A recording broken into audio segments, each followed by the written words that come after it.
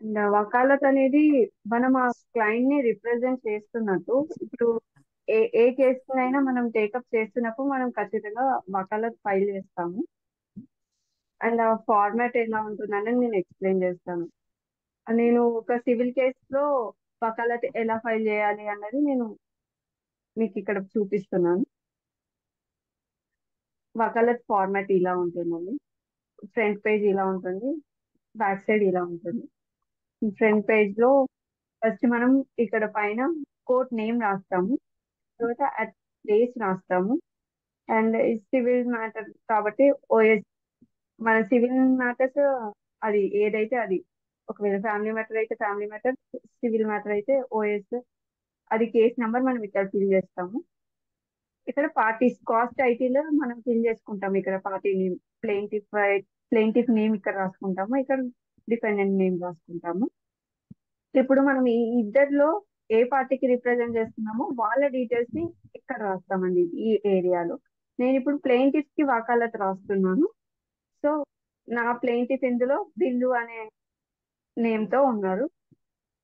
వాళ్ళ డీటెయిల్స్ మాత్రం నేను ఇక్కడ ఐవి పక్కన వాళ్ళ డీటెయిల్స్ ఫిల్ చేస్తాను.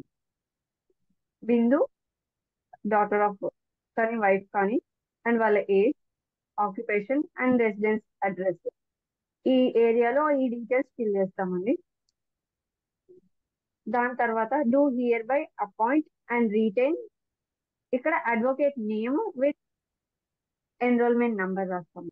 ఒక అడ్వకేట్ అయితే ఒక అడ్వకేట్ నంబర్, ఇంకా ఒక 2-3 మెంబర్స్ తో కలిసి చేస్తున్నామంటే ఇక్కడ ఆ 2-3 మెంబర్స్ నేమ్స్, వాళ్ళ ఎన్రోల్మెంట్ నంబర్స్ మెన్షన్ చేసుకోవచ్చు అండి ఇక్కడ. అండ్ ఇది ఫార్మాట్ ఇలాగే ఉంటుంది. అంటే ఇక్కడ ఏం ఉండదండి.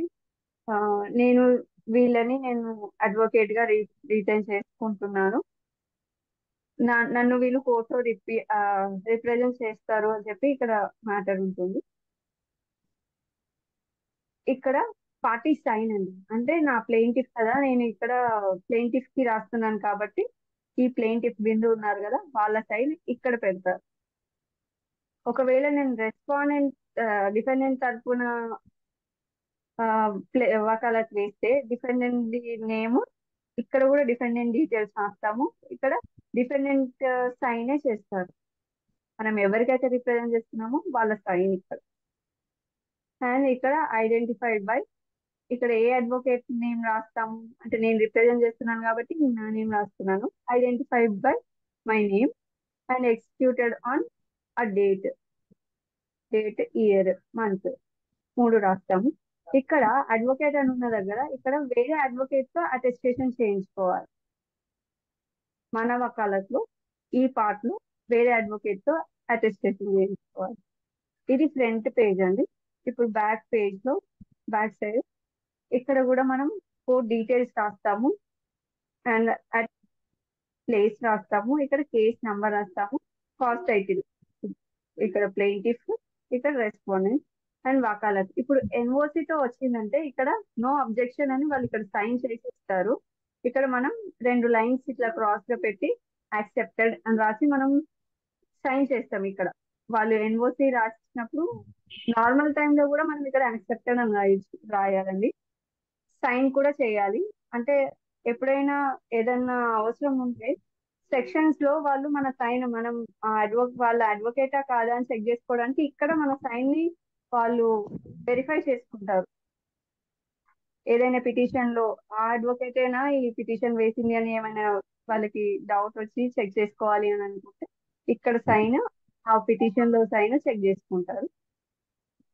సో ఇక్కడ ఖచ్చితంగా సైన్ చేయాలి. వకాలత్ యాక్సెప్టెడ్ దగ్గర అడ్వకేట్ సైన్ చేయాలి. నేను గ్రూప్ లో షేర్ చేస్తాను కరెక్షన్ చేసి. అండ్ ఫైల్ ఆన్ డేట్ ఇక్కడ రాయాలి. And filed by council for plaintiff, నేను ప్లెయింటిఫ్ కి వకాలత్ రాస్తున్నాను కాబట్టి ఇక్కడ కౌన్సిల్ ఫర్ ప్లెయింటిఫ్ అని రాస్తున్నాము. అండ్ ఇక్కడ అడ్వకేట్ డీటెయిల్స్ కింద. వకాలత్ లో ఖచ్చితంగా మనం వెల్ఫేర్ స్టాంప్ ఒకటి, ఇంకా ₹2 స్టాంప్ ఒకటి పెట్టాలండి. వెల్ఫేర్ అనేది ఒక ₹100 కాస్ట్ ఉంటుంది.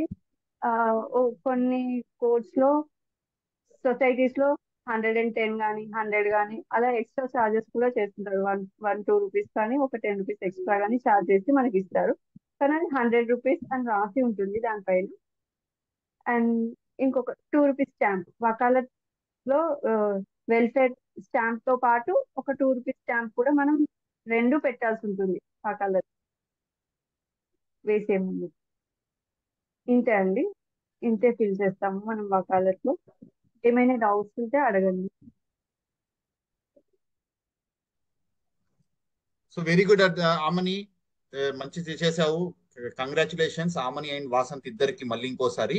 సో మీకు ఏమైనా డౌట్స్ ఉన్నాయా ఈ రోజు సెషన్ లో? మనం వేరే టాపిక్ గురించి కూడా డిస్కస్ చేసుకోవచ్చు, బట్ ఈ థ్యాంక్ యూ టాపిక్స్ లో అమని ఈ రోజు ఫర్ డిస్కస్ చేసి ప్రెజెంటేషన్. ఇంకోటి వకాలత్ అనేది ఓన్లీ ఫర్ సివిలా క్రిమినలా? క్రిమినల్ లో మనము అక్యూజ్డ్ సైడ్ నుంచి వస్తుంటాం ఎక్కువ కేసుల్లో. So okay complainant sir. Side నుంచి వచ్చినప్పుడు వకాలత్ వేస్తాము, అక్యూజ్డ్ సైడ్ నుంచి వచ్చినప్పుడు మెమో ఆఫ్ అపిరెన్స్ వేస్తాము. ఓకే.